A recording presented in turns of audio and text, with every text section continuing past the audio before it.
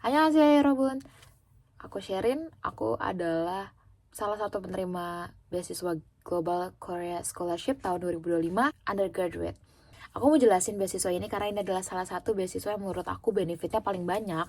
Dan aku untuk dapat beasiswa ini harus coba selama 4 tahun dan keterima di tahun keempat. Kita mulai dari yang pertama. Jadi beasiswa GKS itu apa sih? Jadi beasiswa GKS adalah beasiswa pemerintahan Korea bagi mahasiswa internasional yang negara-negaranya itu yang bekerja sama negara Korea, salah satunya Indonesia. Dan ini adalah salah satu beasiswa yang digemari nih sama mahasiswa Indonesia karena satu, benefitnya banyak, kedua, pilihan jurusannya juga banyak dan universitasnya juga banyak. Untuk beasiswa ini, mereka itu punya beberapa jenjang, jadi mereka punya jenjang D3, S1, S2, S3.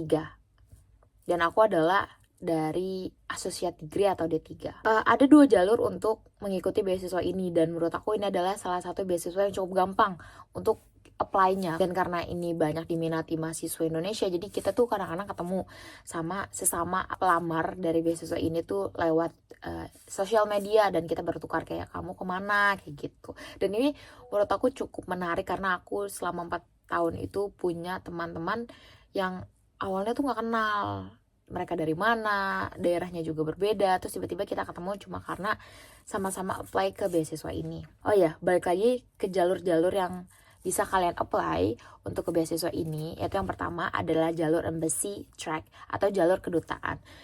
Menurut aku ini adalah jalur yang cukup sulit karena biasanya kuotanya tuh dikit, kurang dari 3. Dan di tahun 2025 mereka cuma buka kuota 1. Untuk cara apply-nya sebenarnya lebih mudah untuk ke embassy karena satu, kalian hanya tinggal kirim data-data kalian ini ke kedutaan besar Korea di Indonesia atau di Jakarta Selatan. Kalian cuma tinggal kirim hard copy-nya ke mereka dan isi Google Form-nya mereka yang ada di website kedutaan Korea di Indonesia. Nanti mereka akan infoin lebih lanjut lewat website mereka, jadi pastiin kalian terus mantengin websitenya mereka, kapan mereka akan update tentang penerimaannya, karena nanti mereka akan kasih nama-nama yang mengikuti interview lanjutan. Tapi gimana nih kalau gagal? Sebenarnya kalau kalian gagal di tahap pertama, maksudnya dari penyelesaian dokumen yang pertama, kalian masih bisa apply ke jalur yang kedua, yaitu University Track. University Track sama aja, tapi bedanya kita harus ngirim dokumen kita itu ke universitasnya langsung. Jadi tanpa perantara dari embassy-nya. Kekurangannya adalah kita cuma bisa milih satu jurusan dan satu universitas dari seluruh banyaknya. Sedangkan kalau embassy track itu kalian bisa apply sampai 3. Nanti kalian akan dipilih lagi, diseleksi lagi, dan universitas mana nih yang mau terima kalian dari dokumen-dokumen kalian, karena mereka akan punya data tambahan atau punya form tambahan yang perlu kalian isi.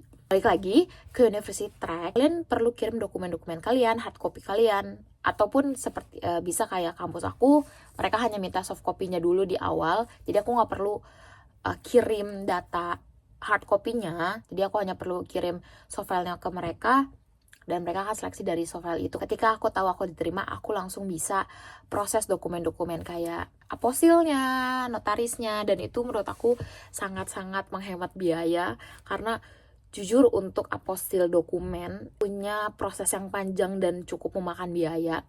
Jadi beberapa universitas selama 4 tahun aku apply itu ada beberapa yang memang kalian harus kirim dulu hard copy-nya dan sampai di universitas belum tanggal deadline baru mereka proses, dan biayanya tuh cukup besar karena kalian nggak tahu kan kalian akan diterima atau enggak kayak gitu. Sedangkan di universitas aku yang sekarang ini mereka cuma minta soft file-nya aja dikirim dulu, mereka akan seleksi dan siapa yang keterima untuk round 1 mereka harus kirim dokumennya untuk dibawa ke round 2. Dan untuk University Track kalian itu bisa pakai pengiriman yang namanya QCN.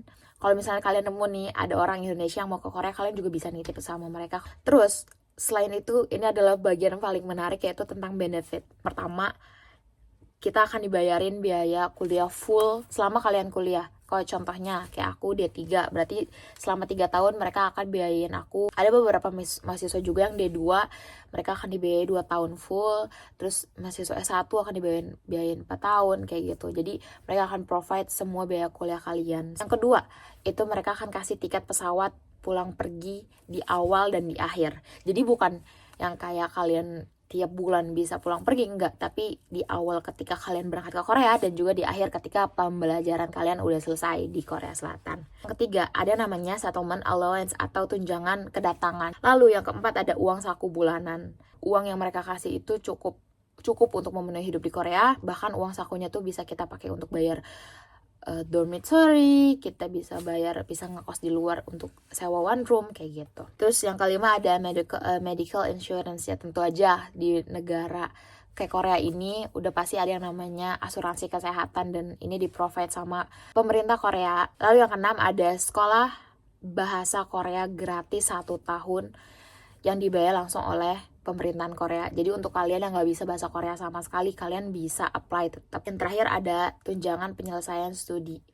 Itu nanti ketika kalian udah mau lulus dari kampus, dari perkuliahan, mereka akan kasih tunjangan untuk kalian wisuda kayak gitu. Oke, selanjutnya adalah syarat. Jadi syaratnya itu menurut aku nggak cukup ribet ya. Yang pertama itu kalian itu tidak boleh punya keterkaitan dengan Korea Selatan gitu. Mau misalnya orang tua kalian itu punya kewarganegaraan Korea Selatan, nah itu kalian tuh nggak eligible untuk apply beasiswa ini. Selanjutnya adalah level education. Jadi level of educationnya itu kalau untuk yang undergraduate pastiin kalian udah lulus SMA atau SMK, atau misalnya kalian itu punya diekspektasikan akan lulus atau kalian udah punya SKL. Kalian juga bisa pakai SKL, tapi wajib udah punya ijazah sebelum tanggal 31 Desember. Nilai yang perlu kalian punya untuk apply di beasiswa ini, itu kalian hanya perlu punya minimal nilai rata-rata 80 dari 100, atau seenggaknya kalian itu termasuk dari 20% teratas di kelas kalian. Selanjutnya itu adalah umur. Jadi kalian itu harus berumur di bawah 25 tahun sebelum tanggal 1 Maret. Selanjutnya itu adalah kesehatan. Mereka sangat peduli sama kesehatan dan pastiin sebelum kalian ke Korea kalian punya fisik yang sehat, mental yang sehat sebelum akhirnya belajar di Korea Selatan. Oke, selanjutnya adalah prosedur dari seleksinya. Jadi dari embassy, aku akan jelasin dari embassy track-nya dulu ya. Jadi untuk embassy track-nya itu kalian pertama harus kirim dokumennya ke embassy. Nanti embassy akan kasih first round-nya, resultnya itu kayak gimana, hasilnya kayak gimana di websitenya mereka. Lalu nanti dokumen kamu yang ada di embassy akan direkomendasikan ke NIID dan mereka akan proses di NIID tersebut. Lalu selanjutnya adalah second round. Nanti kalian akan diseleksi lagi. Lalu selanjutnya adalah third round, di mana kalian itu akan dipilih nih sama universitas yang udah kalian apply. Yang tadi aku udah bilang, kalau embassy track itu kalian akan pilih 3 universitas. Jadi di third round ini, universitas mana yang akan kalian kepilih itu ada di third round. Lalu untuk university track aku akan jelasin. Jadi mereka yang pertama sama-sama kita akan kirim dokumen yang tadi aku bilang langsung ke universitasnya. Nanti universitasnya akan kasih dokumen kamu ke NIID dengan rekomendasinya mereka. Abis itu akan dipilih dari second roundnya oleh NIID apakah kalian lolos atau enggak. Setelah itu kalau misalnya kalian lolos, udah kalian tinggal nunggu final announcement-nya aja. Yang terakhir adalah aku akan bahas dokumen apa aja yang diperluin untuk apply beasiswa ini. Yang pertama yaitu application form. Formulir aplikasi lah untuk beasiswa. Dan ini bisa kalian download di websitenya Kedutaan Besar Korea ataupun di Study in Korea. Lalu yang kedua itu adalah personal statement, di mana kalian harus bikin essay dan ngejelasin apa sih kekurangan, kelebihan dari kalian, kenapa beasiswa ini tuh harus nerima kalian. Lalu yang ketiga itu adalah study plan, di mana kamu ngejelasin nih apa aja rencana kamu ke depannya ketika kamu akan dapat beasiswa ini, selama kamu studi Korea, selama kamu belajar bahasa di Korea, dan apa yang akan kamu lakukan setelah kamu lulus dari beasiswa ini. Lalu yang keempat adalah one letter of recommendation, di mana ini adalah surat rekomendasi yang harus kalian dapat dari SMA atau SMK kalian sebelumnya, dan ini wajib banget kalian punya. Dan untuk one letter of recommendation ini agak cukup tricky karena mereka minta amplop. Jadi setelah tanda tangan dari pihak yang merekomendasikan kalian itu harus masukin surat itu ke amplop, dilem lalu ditanda tangan kembali di bagian segelnya. Selanjutnya yang nomor 5 adalah GKS, Applicant Agreement. Yang pertama adalah Personal Medical Assessment, dimana ini adalah kalian bisa kayak nge-screening diri sendiri apakah kalian punya sakit atau gimana kayak gitu. Lalu yang ketujuh adalah Proof of Citizenship, jadi dari kamu dan dari parent gitu. Kalau aku sih kemarin ngasihnya itu dari akte kelahiran sama kartu keluarga. Dan ini dua-duanya tuh harus kalian terjemahkan ke bahasa Inggris kalau misalnya belum ada bahasa Inggrisnya.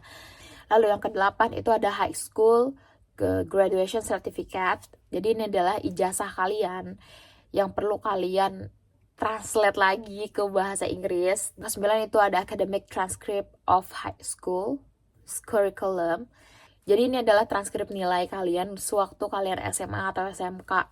Lalu selanjutnya adalah sertifikat kemampuan bahasa, kayak topik, kayak TOEFL, IELTS, attach dokumen bahasa Inggris kalian, kemampuan bahasa Inggris kalian. Kayak misalnya tadi aku bilang TOEFL, TOEIC, kayak gitu-gitu kalian udah bisa attach juga, karena itu juga cukup membantu karena ada poin tambahan.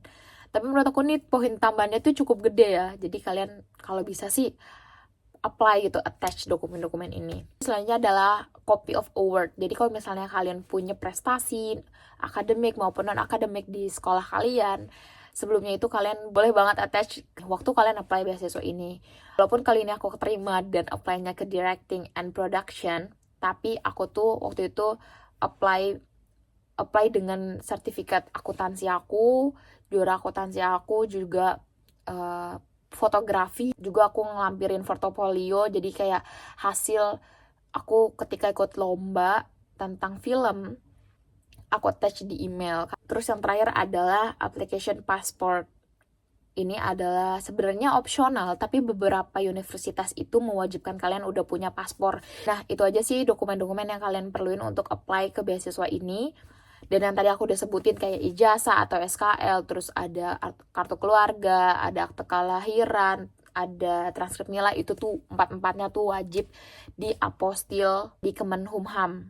Dan aku sangat merekomendasikan 4 dokumen ini kalian harus apostil semuanya. Even ada yang bilang ini nggak perlu, itu nggak perlu. Menurut aku kalian harus apply 4-empatnya aja. Kalian untuk jaga-jaga ya, walaupun ini agak cukup memakan biaya, tapi untuk jaga-jaga menurut aku kalian harus apostil semua dokumen 4 ini gitu. Jadi ya itu aja, sekian pengenalan aku mengenai beasiswa GKS. Jumpa di video lainnya. Bye bye.